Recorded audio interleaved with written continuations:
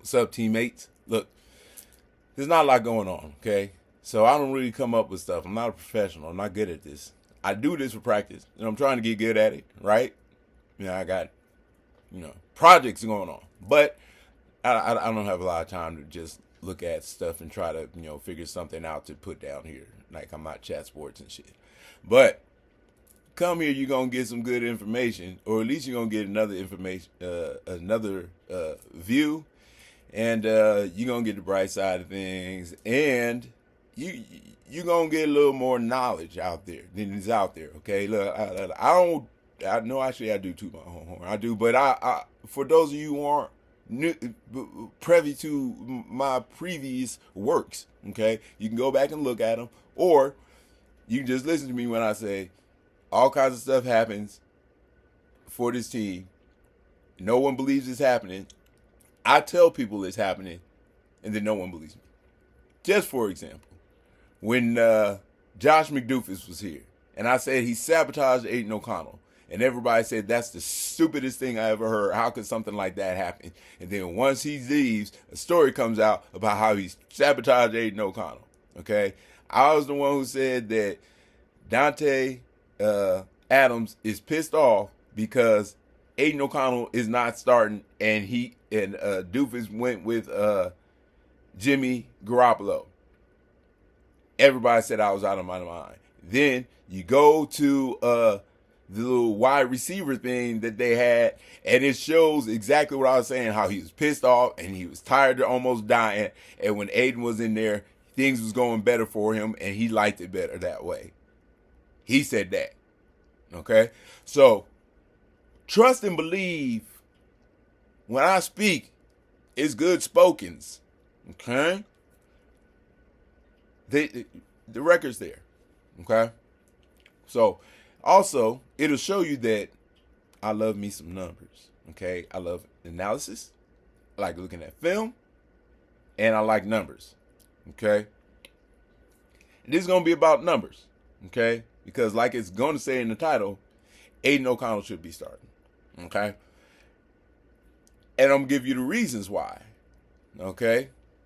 Not just thoughts. Not just feelings. Now I'm going to give you some analytics. I'm going to give you some numbers. I'm going to give you some good reasoning why listening to this could be something there for you. Okay? You ain't nobody else going to tell you this, because all they don't do is listen to what they see. And they don't have enough information hands-on looking at it as far as research goes to really figure out what's going on. Research, numbers, visuals. That's where I'm at with it. So, why should Aidan O'Connell be starting? And why he probably will start, because, well, first of all, he's just a better quarterback than Kirk Cousins. And the kid's too young and they don't want to put him in. So Aidan's actually there to start. Now, people get on me and say, I am just a big fan of Aidan O'Connell's, and that's why I always say he should be starting. Although I said he should be starting since he got on the team, and he's been the best quarterback on the team the whole time, and there's no question about that. The record shows it. His numbers show it. It's obvious. He's the best quarterback we've had since he's been on our team, and we've not given him he hasn't had a good chance because he hasn't had anything to go with as far as a coach, an offensive coordinator, head coach, the quarterback coach, all that. Yeah, none of that. And he was still the best quarterback on the team. Okay? And he has been. And he currently is as well. Okay? People saying you want Kirk Cousins starting because he's the veteran, and you look over Aidan. Kirk Cousins sucks, people. Let's not forget that. Okay? Just because he has a team and he has a starting chance, and that's his position because we decided that that's because we have, as fans, have decided that that's what he needs to do. Right? There are other fans who want to start Mendoza. I don't know if it's 50-50 or what the split is, but we got Kirk Cousins or Mendoza, and those are only people that they're talking about. Like, Aidan can't do anything, all right? And that's fine, because those people don't know. Most of them don't know enough about quarterback play to know a damn thing anyway. You try to ask these people about backpedaling and turn your hips and follow through. They don't, what? Turn your hips to do what? You throw with your arm. So those are the same type of people that are talking and saying, we got to start Mendoza and see what happens. Or there's nothing we can do but start Kirk Cousins because he's what we got. And Aidan must be terrible because he can't compare to Kirk Cousins, right? But Kirk Cousins sucks and he always has. He's not, okay, he doesn't suck. He keeps getting jobs because he can accomplish things. And if you get him in the right situation, he can make big accomplishments because he's aware of the quarterback position, okay? But he has to be in the right situation. And if he is, he can get things going for a team that's reasonable. Like I said, Kirk Cousins could Trent Dilfer a team into a Super Bowl, okay? It could just happen for him that way. If the situation's right for him. Because he's almost good enough to not do so much that you lose, right? Almost.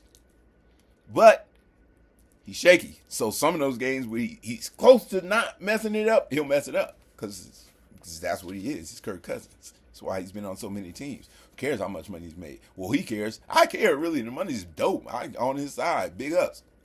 High five to Kirk Cousins. But as far as his career play, not a big fan. Okay, so where am I going with this, right? We're going to the numbers because the numbers is what I love the most, okay? So let's start with who you want to start, right? Who the media says should start as far as Kirk Cousins and Aidan O'Connell. We'll do Aidan O'Connell versus Fernando Mendoza probably on a different video because I got some time to talk to this son, so. I'm going to give you some numbers. You're going to need to hear all the information. It might be a minute, but trust me, you're going to have more knowledge of this situation than anybody else, okay? You're going to at least have talking points, all right? So let's talk about Kirk Cousins and what he's done over the last 7 games because those are the games post-surgery where Kirk's back on the field and he's supposed to be feeling as good as he can feel within that instant. That's the Kirk Cousins that we got, except he's half a year older, right? But he's been in shape. He's been doing his thing. He feels comfortable with where he's at. So this is the Kirk Cousins that we're getting. The last 7 games of Kirk Cousins, okay? The seasoned vet. This is what we want on the field, right? Okay. So his pass completion percentage is 60%, okay? And he threw for 1,500 yards over those same games, so a little over 200 yards a game, and that's respectable. 10 touchdowns over those last 7 games. So again, functional, right? Enough to do 200 yards is enough to do and have a good game. You know, that's 60% completion. We'd rather be at around 70, but you're not gonna cut him for being at 60. You know, when he's getting 200 yards a game, it's been 7 games, he got 10 touchdowns. You can live with that, okay? That's the Kirk Cousins that can Trent Dilfer you into a Super Bowl. That's not what we think we're going to get out of Kirk Cousins because there's the other part that Trent Dilfer didn't do, and that's picks and turnovers, period, okay? Kirk Cousins has had 5 interceptions in the last 7 games to go with those 10 touchdowns. He's been sacked 12 times, but no one ever said he was mobile, right? That we knew that. We know that. Kurt ain't going nowhere. He's only sitting there and throwing passes, just like Aidan would be. So 12 sacks in 7 games. It's less than 2 sacks a game. You know, you're going to get at least a sack a game no matter who you playing. It's just law of averages. Just so many snaps. At some point, someone's going to get you a quarterback in the game. So, you know, less than 2 sacks a game shows that it's just kind of an average of the way things work. So I'm not going to say he can run because it's 12 sacks a game. Plus, you know, more to show. But he has ran the ball, right? He's 13 rushing yards, 13 attempts in those games, so 2 attempts. So he doesn't run. You know, he got a tush push. You know, he got a touchdown. So, you know, he's functional. We can put him on a 4th and 1, and maybe he'll punch in. You know, or well, you know, 2nd and 1, not 4th and 1, but you know, 2nd and 1, try to catch him off like functional quarterbacking. That's fine, and that's what we're getting. Okay, those are the numbers. Okay, and over those last 7 games, he's 5-2. Something like that. You know, you multiply that 7 times 2, you're 10-14, and then you know there's 3 games left, and those are the games where you need Kirk to be the best version of himself, right? And those are the games that you can get into the playoffs with, right? So that's where Kirk Cousins is with these numbers, right? Not bad, right? 60 pass percentage, not great, not terrible. You close to the 50s, but you're out of the 50s. We'll take it. You know, 200 yards a game. You ain't throwing it through the air like Elway out this month, but 200 yards a game is respectable. You know, it's not like you're throwing the ball in the dirt every time. Well, 10 touchdowns in, you know, 7 games. That's a touchdown. That's just a tug and a half, pretty much. You know, you got a running game coming up with you. You pulling up 10 points on your side. You know, a field goal and a running game getting a touchdown, or you know, another field goal because of the running game's work, or the defense gets some good stops. Kirk Cousins can be functional. And these numbers are the numbers of a functional quarterback. Where Kirk Cousins gets in trouble the most is the 5 picks and the 3 fumbles. I don't know if I mentioned that yet. Oh, yeah, because I said the tush push. He does have the 1 touchdown, but it's the 3 fumbles. It's the 3 fumbles and it's the 5 interceptions that equals 8 turnovers as opposed to only 10 touchdowns. Now, that's dangerous. That's not a lot. And that's the Kirk Cousins you don't want, right? You don't want the Kirk Cousins that puts the ball on the field, or the Kirk Cousins that puts the balls in the other team's hands. So you got to clean that up. If you clean that up, the other numbers, we can get the best version of Kirk and he'll be functional. Okay? Those are the numbers. These are the sheets. Check it out. That's what I do. It's not opinions, it's numbers. Okay? Now, go to Aidan's numbers. Because you don't want Aidan to play. You say he's trash, then he must be trash. And his numbers should show it. I mean, that makes sense. Right? He gets on the field. He's with the team. Whatever he does on the field in that time should reflect his abilities, right? Even, and I will say, irregardless of the team, let's say, right? Kirk Cousins was 5-2, but he had a decent squad. Let's say they was a decent middle field squad, okay, with the pieces around him, and there's a little bit of continuity, you know, where he came from, right? So he did a decent job with that. Aidan, no continuity. A team that is absolute trash, okay? And the whole league knows it, and they've known it for the last 3 years. The whole time Aidan O'Connell's been on the team. Trash. Bottom of the league. Worst team, okay? What do you do with that type of team? If all the other quarterbacks are losing, well, there's a pretty good chance that you're going to lose, right? So you got to do well, right? You would think that you have to do pretty well to win with a team like that. But let's look at what the numbers say, because, you know, that's where I'm at. Aidan's completion percentage over his last 7 games, which is what I did. I took Aidan's last 7 games and put him up against Kirk Cousins' last 7 games to see how that happened. Okay, so we had 61% passing completion, 60, 61, wash it out. Okay, we're going to go to passing yards. Aidan, 13, 74, and we know that Kurt had, what was it, 15 something? Yeah, 15, 19. Okay, so 200 yards more passing over 7 games. That's 10, 15 more yards per game. distinguishable because you can see it happening, but 20 more yards each game, you catch up, it's the same numbers. But we'll keep it at that. He got 200 more yards than he does. Okay.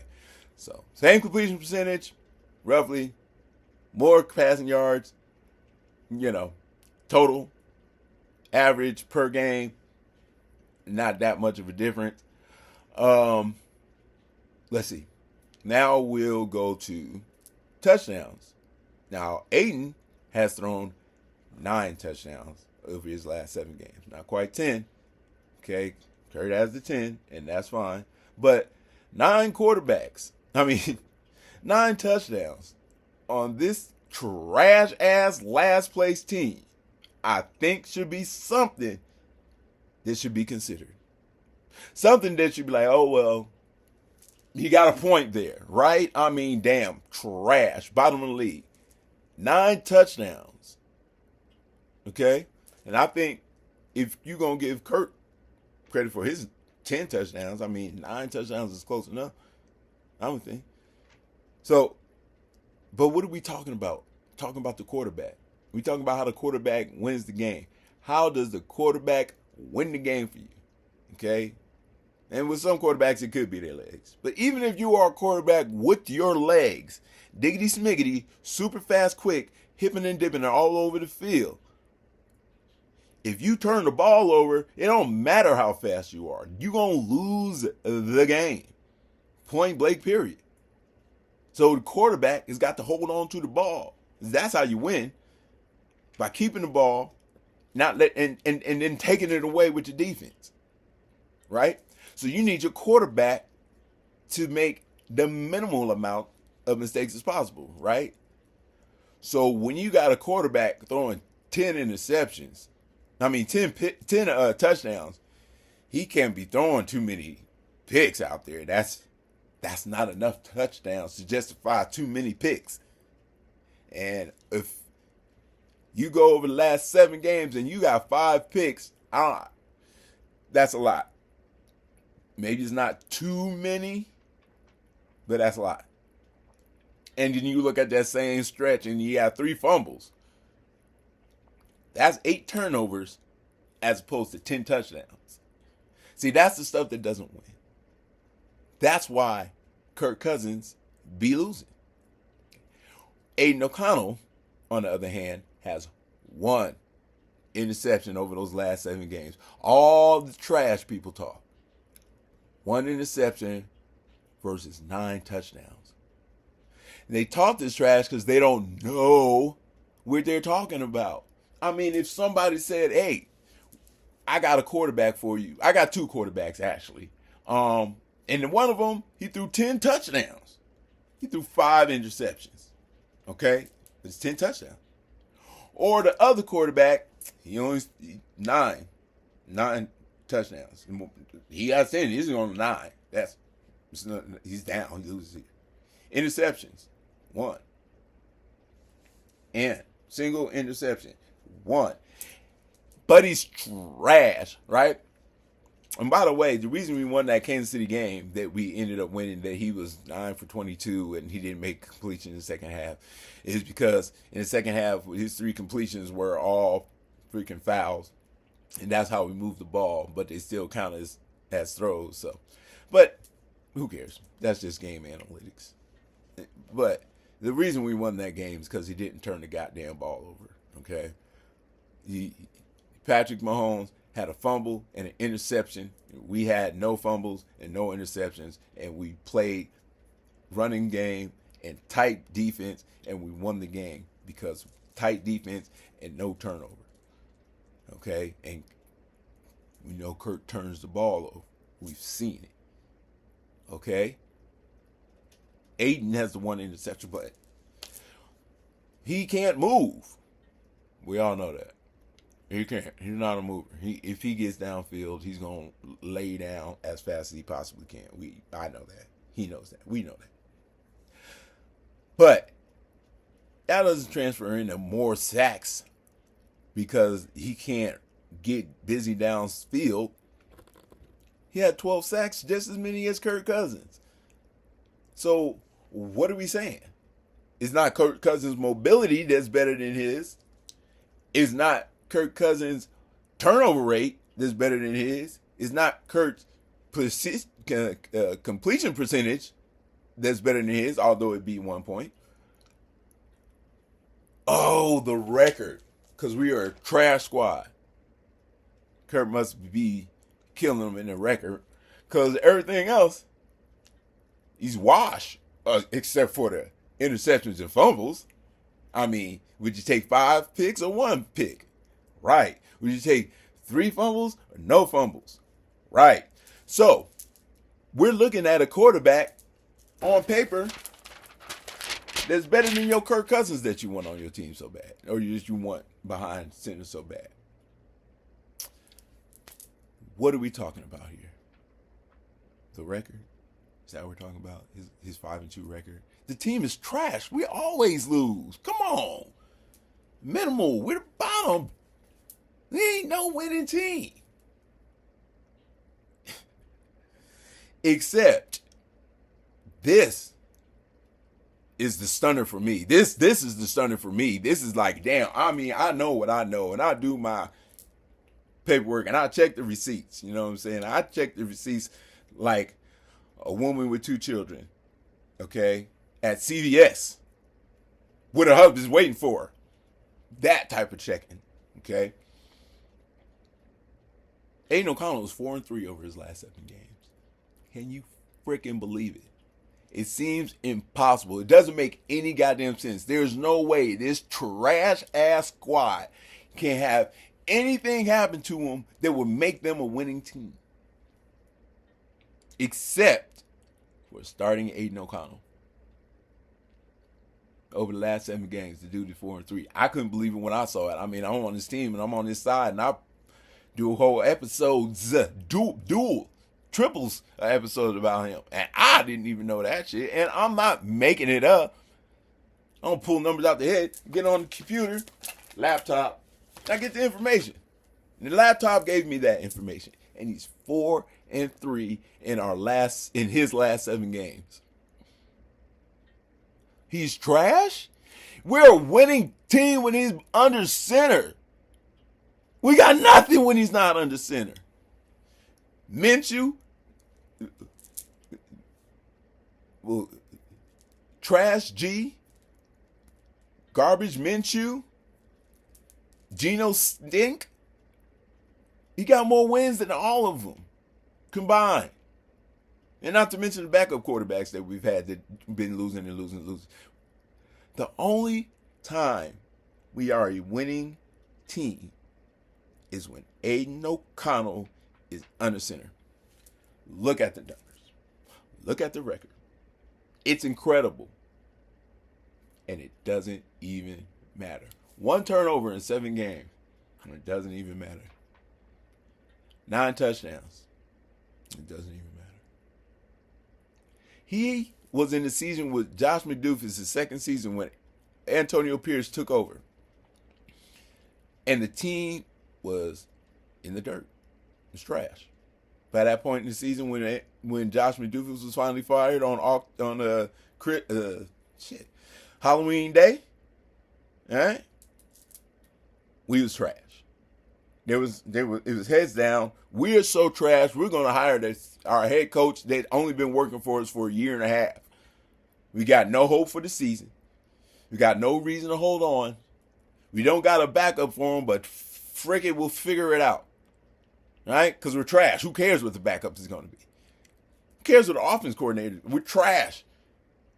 We don't make it to the playoffs. We're not going to get deep into the season and hopefully have a little bit of a playoff chance. Nah, there's no chance. Look what our record is. Look what our quarterback has done to this point. We lost our head coach. We lost our offensive coordinator. It's over. Don't even look for no victories. Get over it. Or, with the last 2, or be 1 game away from the playoffs. With that trash season, the way it started, so bad that they fired their head coach, their offensive coordinator, and had to put a quarterback coach all the way up to offensive coordinator. And they promoted a linebacker coach to the head coach. A total Scheisen show. Okay? That's German for shit. But it is that type of show. And Aidan O'Connell came in, and if we'd have won our second to last game, because we won our last game, if we'd have won the second to last game, we would have been in the playoffs. Can you imagine that? Outside of the miracle firing season of Gruden, where we went to the playoffs, on the last game, on a double tied kick field goal type of wonderful living, if Aidan O'Connell and his team could have got it together, the team of trash could have got it together for just one extra game, the Raiders would have went to the playoffs, but the kid is trash to y'all. It's ridiculous. The numbers say he's good. I said he's good. That should really just be enough. But the numbers say he's decent and better than Kirk Cousins.